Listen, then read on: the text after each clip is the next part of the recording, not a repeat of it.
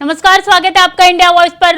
मैं हूं आपके साथ स्वीटी दीक्षित। बुलेटिन की शुरुआत करेंगे हम जानकारी के साथ। लोकसभा में कल शाम महिला आरक्षण बिल पास होने के बाद आज सुबह 11 बजे जब कार्यवाही शुरू हुई तो सबसे पहले प्रधानमंत्री नरेंद्र मोदी बोलने के लिए खड़े हुए। जी हां, स्पीकर ने बैठते ही प्रधानमंत्री को बोलने के लिए आमंत्रित किया। पीएम ने धन्यवाद देते हुए सभी दलों के नेताओं का आभार जताया। उन्होंने कहा कि कल भारत की संसदीय यात्रा का एक स्वर्णिम पल था और उस पल के हकदार इस सदन के सभी सदस्य हैं, सभी दल के सदस्य हैं। सभी दल के नेता भी चाहे तो वो सदन में हो या उससे बाहर हो, उतना ही हक है उनका। महिला आरक्षण बिल पर पीएम ने सबका शुक्रिया किया। आदरणीय अध्यक्ष जी, मैं सिर्फ 2-4 मिनट लेना चाहता हूं। कल भारत की संसदीय यात्रा का एक स्वर्णिम पल था।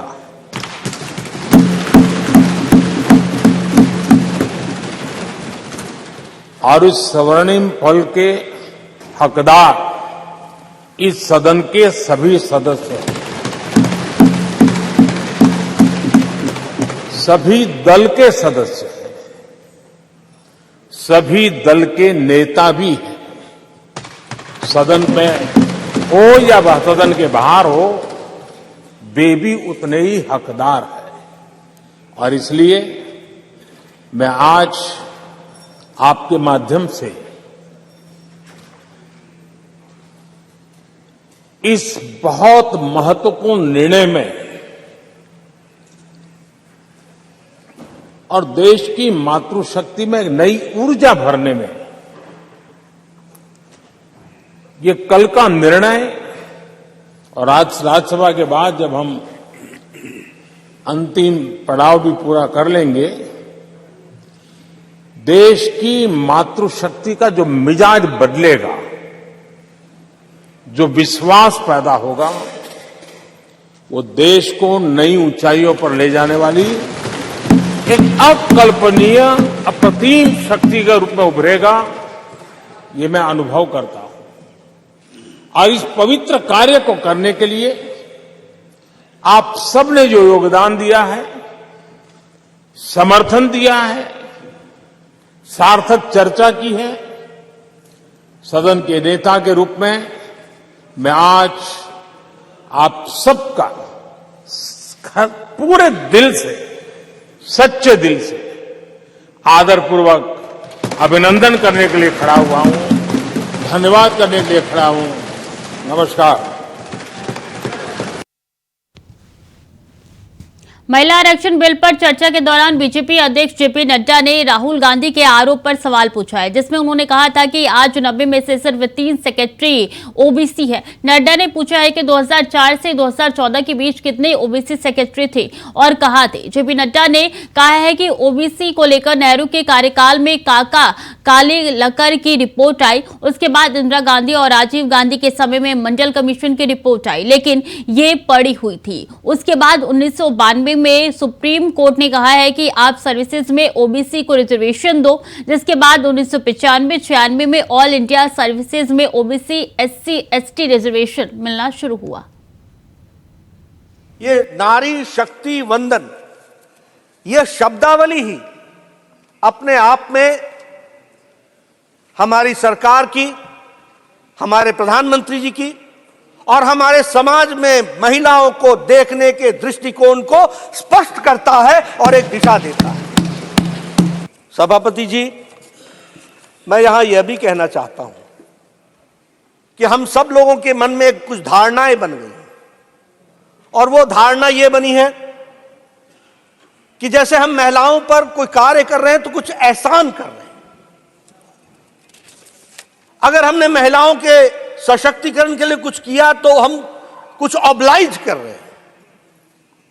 मैं यहां स्पष्ट करना चाहता हूं कि भारत की संस्कृति में महिलाओं का बहुत बड़ा स्थान रहा है कि मॉडर्न टाइम्स में भी, आज के युग में भी अगर हम देखें, 21वीं शताब्दी जो है वो महिलाओं की शताब्दी है। 21वीं शताब्दी जो है वह महिलाओं की शताब्दी है। और फिर चाहे ज्ञान हो, चाहे विज्ञान हो, चाहे मिलिट्री एजुकेशन हो, चाहे सैन्य सुरक्षा हो, चाहे अर्थ जगत हो, हमें खुशी है कि आज हमारी भारत की महिलाएं अपने आप को लीडिंग रोल में लेकर के आई हैं और उन्होंने अपने आप को प्रतिस्थापित किया है और सम्मानित स्थान पर लेकर के आई हैं। It is not only the presence but it is the position, वह सम्मानित स्थान जो उनको मिला है, जो उन्होंने हासिल किया है, यह बताता है कि भारतीय नारी किस तरीके से उन्होंने अपना योगदान किया। और नियम कानून के कुछ लिमिटेशंस होते हैं। हम जो मोदी जी जो काम करते हैं वो पक्का काम करते हैं, कच्चा नहीं करते, और इसीलिए पक्के तरीके से महिलाओं का सशक्तिकरण किया जा रहा है।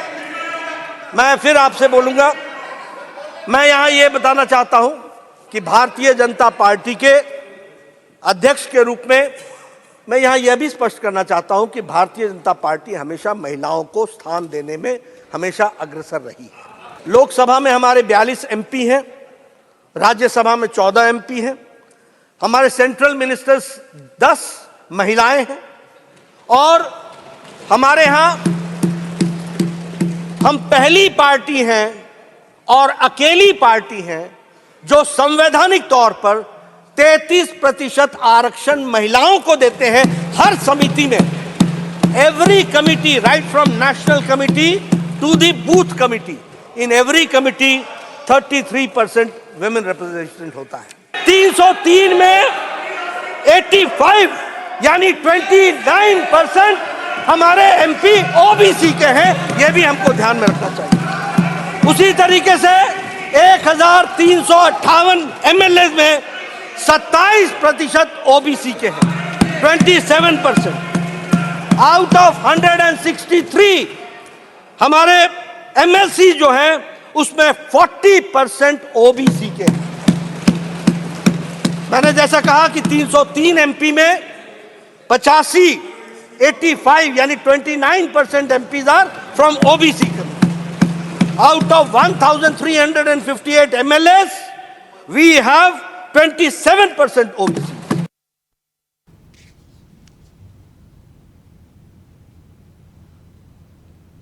संसद के विशेष सत्र में बृहस्पति महिला आरक्षण बिल पर चर्चा हुई। लोकसभा में प्रधानमंत्री मोदी के बाद रक्षा मंत्री राजनाथ सिंह ने विपक्ष द्वारा मिले सहयोग की तारीफ की, लेकिन इसी बीच राजनाथ सिंह और कांग्रेस नेता अधीर रंजन चौधरी के बीच नोकझोंक हुई। दरअसल अधीर रंजन बार-बार राजनाथ से चीन के मुद्दे पर बात करने की बात कह रहे थे और इस पर राजनाथ ने कहा है कि चीन के मुद्दे पर बात करने की पूरी हिम्मत है।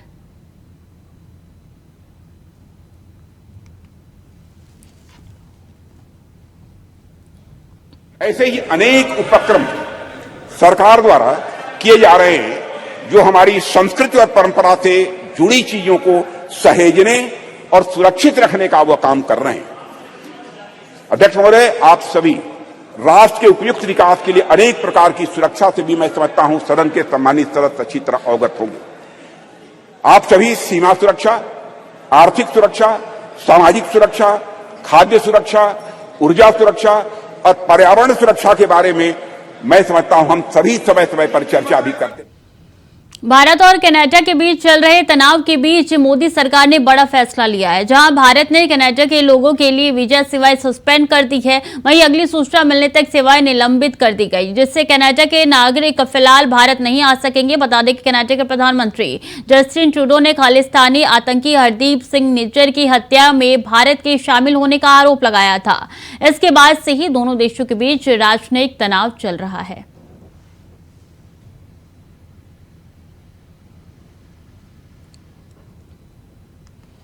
गांव में रास्ते को लेकर दबंग प्रधान ने एक महिला को बीच गांव में दौड़ा कर पीटा। बता दें कि जिसका वीडियो सोशल मीडिया पे तेजी से वायरल हो रहा है। साथ ही इस बारे में एसएसपी दुर्गेश कुमार सिंह का कहना है कि वीडियो की पड़ताल की जा रही है। जानकारी के लिए बता दें कि वायरल वीडियो के बारे में ज्यादा जानकारी निकलकर सामने आ रही है कि शाहबाद ब्लॉक के फिरोजपुर खुर्द में रास्ते को लेकर झगड़ा चल रहा था। उसी बात पर वही एक महिला ने जब अपना पक्ष रखा तो वहां पर दबंग प्रधान आग बबूला हो गया और महिला को लाठी से पीटने लगा। इस दौरान पुलिस का कहना है कि वीडियो की गहराई से पड़ताल की जा रही है, उसके बाद आगे की कार्रवाई की जाएगी। संगम चाचा चाची दोनों जने तीनों जने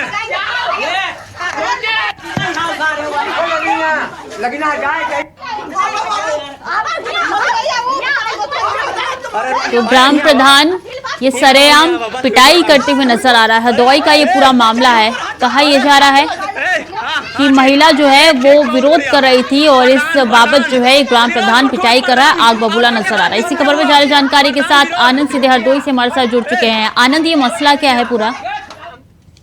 कि एक ये अभी मारपीट का वीडियो वायरल हुआ था जिसमें कि जो ग्राम प्रधान है वो वहां की एक महिला, अपने पड़ोस की रहने वाली एक महिला को तो लाठी डंडों से, देखिए किस तरीके से आप वीडियो में देख सकते हैं, वो दौड़ाकर पीट रहा है, उसके ऊपर बार बार हावी हो रहा है। हालांकि लोग बाग वहां पर जो महिलाएं खड़ी हुई थी वो बचाने का प्रयास भी कर रही है, लेकिन वो प्रधान इतना उग्र तरीके से उसके ऊपर हावी हो रहा है मारने के लिए। हालांकि जब ये वीडियो सोशल मीडिया पर वायरल हुआ है तब इसको पुलिस ने संज्ञान में लिया है, इसकी गहनता से जांच भी कराई जा रही है। लेकिन आपको बता दें संज्ञान लेते हुए पुलिस की तरफ से क्या कदम उठाए गए हैं?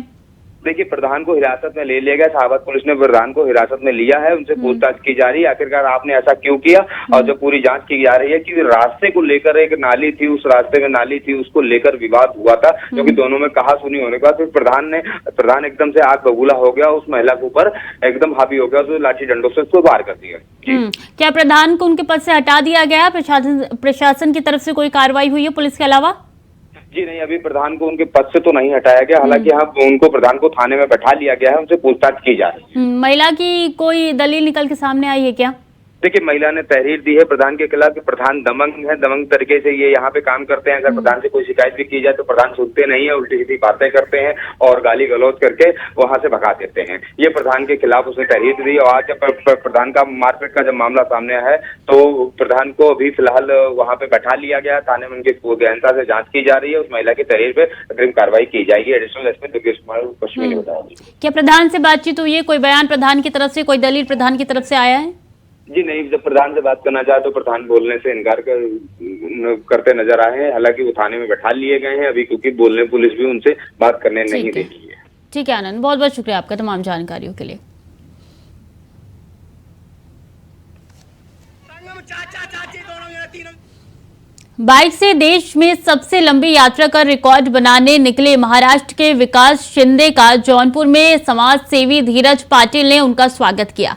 विकास शिंदे ने बताया कि वो बाइक से देश में सबसे लंबी यात्रा का रिकॉर्ड बनाना चाहते हैं। ऐसा करके वो अपना और अपने देश का नाम रोशन करना चाहते हैं। इस दौरान उन्होंने महाराष्ट्र से तमिलनाडु 12 ज्योतिर्लिंग की यात्रा, कर्नाटक, लद्दाख, जम्मू कश्मीर, पंजाब, पश्चिम बंगाल, बिहार, असम, कोलकाता और ओडिशा होते हुए उत्तर प्रदेश में भी प्रवेश किया। इसी को लेकर हमारे संवाददाता विकास शिंदे से खास बातचीत की। हर मंजिल की एक पहचान होती है और हर सफ़र की एक कहानी। हमारे साथ मौजूद हैं महाराष्ट्र के विकास शिंदे जी, और इनकी सफ़र की क्या कहानी है सीधा इन्हीं से हम जानने का प्रयास करेंगे। विकास जी, बहुत बहुत स्वागत आपका। विकास जी, आप महाराष्ट्र से चलकर आए हैं बाइक से, आपकी सफ़र की कहानी क्या है? सर, मैं थोड़ा सा मेरा परिचय बोल दूंगा कि मेरा नाम विकास शिंदे, सातारा डिस्ट्रिक्ट, तहसील कोरेगांव, वाटार किरोलेक मेरा गांव, छोटा सा महाराष्ट्र से। ये हम 2014 से बाइक की राइड कर रहे हैं, तो इसमें से 12 ज्योतिर्लिंग की यात्रा और 51 शक्तिपीठ माताओं का दर्शन कर रहे हैं। तो ये हम 2014 से मतलब 2021 को थोड़ा रेस्ट लिया था हम कोरोना की वजह से, नहीं तो हम लगातार 9 साल से हम राइड कर चुके। और ये 9 साल में हम साल में 4 महीने की राइड करते हैं। तो उसमें 12 ज्योतिर्लिंग, 51 शक्तिपीठ की यात्रा, पर्यटन स्थल जैसे कि शिमला, उसके बाद लेह लद्दाख दर्शन, खरदुंगला टॉप, उसके बाद सिक्किम, अरुणाचल प्रदेश तवांग, मेघालय, ऐसे जगह पे भी हम जाते हैं कि टूरिस्ट होके। तो ये हमारे सफ़र का मतलब ये हम लिम्का बुक ऑफ रिकॉर्ड कर रहे हैं। तो इसका टारगेट हमको दिया है कि 5 लाख किलोमीटर का। इसके पहले हम इनक्रेडिबल बुक ऑफ रिकॉर्ड में हमारा नाम दर्ज होना है, मतलब हमको नेशनल सर्टिफिकेट मिला है। हम इंटरनेशनल सर्टिफिकेट के लिए ये कर रहे हैं, तो इसके लिम्का बुक के लिए मैं कर रहा हूँ। अभी तक आपकी सफ़र जो कितने किलोमीटर तय किया आप? हमने अभी तक 4,31,000 किलोमीटर का सफ़र तय किया है अभी तक। कब से घर से आप निकले हैं? ये साल में तो हम अगस्त से 11 जून को निकले हम घर से। अभी तक हमने 4 लाख सफ़र किया था। नहीं, इसी में तो हम 20,000 कर चुके। साल में 4 महीने का सफ़र करने के बाद 31,000 किलोमीटर होता है। मैंने पूरा इंडिया का सफ़र करने के बाद ये 4,31,000 9 साल किया उतना ही। अभी तक जो है आप पूरे इंडिया आपने जो है भ्रमण किया, तो ऐसे में जो है तमाम रुकावटें आई होंगी, तो आगे के लिए किस तरह से? रुकावटें तो आती रहती है सर, कि जो भी आदमी कुछ भी करने के लिए कुछ तो खोना पड़ता है। हम भी पाने के लिए हमको भी बहुत सारे तकलीफें आए, लेकिन हम तकलीफ आए तो रोक के बैठे ने, उसी के मात निकाल कर हम आगे सफ़र कर चुके हैं। सफ़र आप किसी से करते हैं? बाइक से किससे सफ़र कर रहे हैं? हाँ, बाइक से ही सफ़र कर रहे हैं ना हम। हमारे प्लेटिना जैसा हमारे राजर्षि छत्रपति की घोड़ी कृष्णा घोड़ी, वैसे मेरी विकास शिंदे की प्लेटिना घोड़ी समझते हो मैं। बाइक जो है पेट्रोल से चलती है, तो आपका खर्चा कौन सा कैसे आप तय करते हैं? नहीं, मैं खर्चा तो मेरे जेब से होता और हमको बहुत सारे लोग हेल्प भी करते। जैसे कि अभी इससे पहले हमको मालूम नहीं था, गए साल से हमको हमारे महाराष्ट्र के गलाई बांधो, यानी कि इंडिया के सभी जगह पे जितने भी गलाई बांधो, उन्होंने हमको इतना हेल्प किया कि जब भी मेरा कोई भी रिकॉर्ड हो तो उसमें से कम 50 से 60% उन्हीं का हाथ होगा। अभी तक जो आपने कहाँ रिकॉर्ड में अपना नाम दर्ज कराया है? ये तो दिल्ली में होता है नाम हमारा, इधर हमारा अपने प्रदेश में जो है इनक्रेडिबल बुक ऑफ रिकॉर्ड में हमारा नाम हो गया है। जैसे कि टीवी चैनल जी मराठी बोल के उसी में भी हमारा इंटरव्यू हुआ है, एक डीडी नेशनल पे भी हुआ है। तो अगले साल मतलब यही साल में कपिल शर्मा के शो वाले भी हमको बुलाने वाले हैं, लेकिन उन्हीं का डेट फिक्स नहीं हुआ। उत्तर प्रदेश में आपका आगमन हुआ, तो उत्तर प्रदेश में मुख्यमंत्री योगी आदित्यनाथ का ये प्रदेश है, तो कैसा लगा? आपने कहाँ का भ्रमण किया? ये तो हम उत्तर प्रदेश में तो हर साल भ्रमण करते हैं, जैसा लखनऊ जाते हैं, बनारस जाते हैं, अयोध्या गए, गोरखपुर गए, यहाँ से पूरा सब अलीपुर अलीगढ़ गए, चित्रकूट गए। आपने अयोध्या का नाम लिया, कितना बदलाव देखने को मिला प्रभु राम के नगरी? अच्छा, उसका मंदिर तो बहुत बड़ा बन रहा है, बहुत बड़ा मतलब बहुत बड़ा। जैसे कि जब से मंदिर नहीं था तब से हम उनका दर्शन करने जा रहे हैं, तो अभी तो दर्शन जो अभी जो मंदिर जो बहुत बड़ा बन रहा है ना, इसमें से तो पूरे हिंदू लोग भारतवासियों को बहुत खुश है कि ये मंदिर बन रहा है। आज आप जौनपुर पहुँचे हैं, तो कैसा लग रहा है यहाँ के लोगों से आपने मिला? तो अच्छा लग रहा है सर, हमको बहुत अच्छा लग रहा है, अच्छा लग रहा है। हमको हर जगह पे हमको प्यार मिल रहा है, इसलिए हम बहुत खुश हैं सर। कितना किलोमीटर शेष बचा हुआ अभी आपका रिकॉर्ड में? हमारा तो अभी 70,000 किलोमीटर का बचा हुआ है, और हम कम से कम 2 साल का सफ़र करेंगे हम पूरा इंडिया का। तो आप यानी तय पूरा कर लेंगे। और बिल्कुल जो है लहरों के डर से नौका कभी पार नहीं होता, कोशिश करने वालों का कभी हार नहीं होता। ये मिसाल जो है सिंधिया साहब का है, जो कि महाराष्ट्र से आए सिंधिया साहब, और इंडिया वाइज भी जो है इनकी यात्रा मंगलमय का कामना करता है। जौनपुर से विवेक कुमार, इंडिया वाइज। और कुशीनगर के रामकोला थाना क्षेत्र में माघी मठिया नहर पुल के पास पुलिया और अपराधियों के बीच मुठभेड़ हो गई है, जिसमें से 3 अपराधियों के पैर में गोली लगी है, जिसके बाद पुलिस ने तीनों घायलों समेत 4 अपराधियों को गिरफ्तार कर लिया है। बताते गिरफ्तार अपराधी अंतर्राज्यीय पंखिया गैंग के सदस्य बताए जा रहे हैं। वहीं अपराधियों के पास से पुलिस ने एक लग्जरी कार, 1.26 लाख रुपए कैश समेत 4 तमंचे बरामद किए हैं।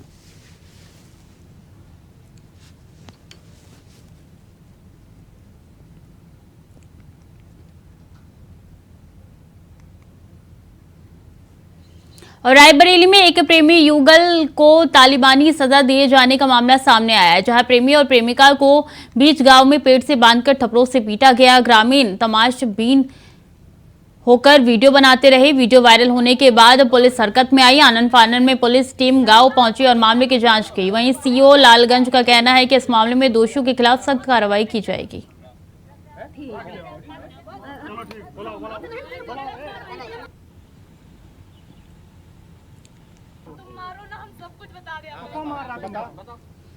हमीरपुर में प्रसव के दौरान गर्भवती महिला की मौत हो गई, जिसके बाद गर्भवती महिला के परिजनों ने जमकर हंगामा किया। परिजनों ने इलाज में लापरवाही बरतने का आरोप लगाया। हंगामा बढ़ता देख अस्पताल में पुलिस फोर्स तैनात की गई। बता दें कि बीती शाम गर्भवती महिला को अस्पताल में भर्ती कराया गया, जहां ड्यूटी में तैनात डॉक्टर पर 40,000 रुपए मांगने का आरोप है। यह मामला मुख्यालय स्थित जिला महिला अस्पताल का बताया जा रहा है।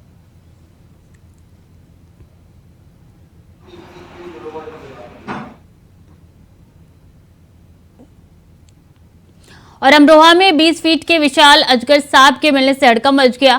अजगर ने किसी जंगली जानवर को अपना निवाला बना लिया। वहीं जानवर की आवाज सुनकर पहुंचे स्थानीय लोगों की भीड़ जुट गई। सूचना पर पहुंची वन विभाग की टीम और ग्रामीणों ने अजगर को जंगल में छोड़ा। वहीं अजगर का वीडियो सोशल मीडिया पर वायरल हो रहा है। यह मामला रहरा थाना क्षेत्र के गांव परौरा का बताया जा रहा है।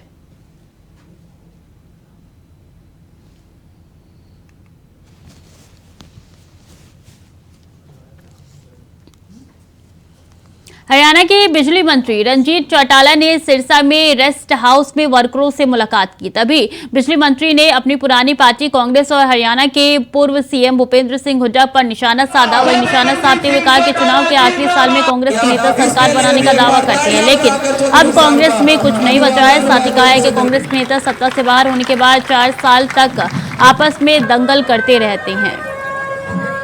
बड़ा शुभ अवसर अपनी बात पूरी करूंगा। और वृंदावन में Indian federation of working journalist ने अपना 125वां 2 दिवसीय अधिवेशन का आयोजन किया, जहां पर देश भर से अनेकों पत्रकारों ने गुरुवार को परिप्रेक्ष्य में पत्रकारिता पर चर्चा की। तो वहीं दूसरे दिन इस अधिवेशन यूपी के कारागार मंत्री धर्मवीर प्रजापति और होमगार्ड मंत्री भाग लेने आए। बता दें कि फेडरेशन के राष्ट्रीय अध्यक्ष के विक्रम राव और राष्ट्रीय सचिव संतोष चतुर्वेदी ने कारागार मंत्री का स्वागत किया। इस दौरान मुख्य अतिथि कारागार मंत्री ने भी अपने संबोधन में देश भर के पत्रकारों का अभिवादन किया और अपनी सरकार के साथ होमगार्ड विभाग के काम काजों को भी बताया कि हमने जेलों में अनेकों बंदियों को जुर्माना भरकर रिहा किया है।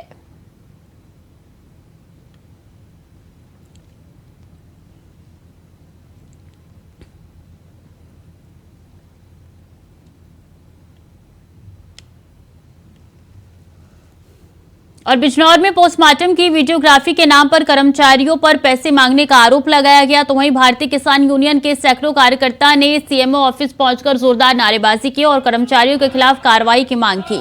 उसी दौरान जिला अध्यक्ष चौधरी सतवीर सिंह ने बताया कि धामपुर क्षेत्र के गांव बीरामपुर इब्राहिमपुर की रहने वाली एक महिला की प्रसव के दौरान मौत हो गई। जब महिला का शव पोस्टमार्टम के लिए जिला अस्पताल लाया गया तो वहां पर मौजूद स्टाफ ने शव की फोटोग्राफी कराने के लिए 1500 रुपए की मांग की थी। डॉक्टर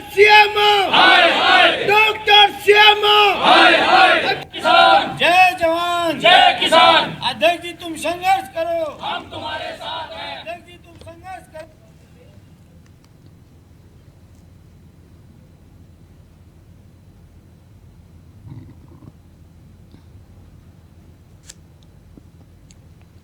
संसद और राज्य की विधानसभाओं में महिलाओं को 33% आरक्षण देने वाला बिल लोकसभा में पेश हो गया था और इस बिल को नारी शक्ति वंदन अधिनियम नाम दिया गया है, जिस पर आप नेत्री चित्रा सरवारा ने समर्थन किया। तो वहीं बिल के एक अधिनियम को लेकर सरकार की मंशा पर सवाल भी खड़े कर दिए हैं। तो फिलहाल के लिए बुलेटिन में इतना ही। खबरें लगातार जारी है, देखते रहिए इंडिया वॉइस।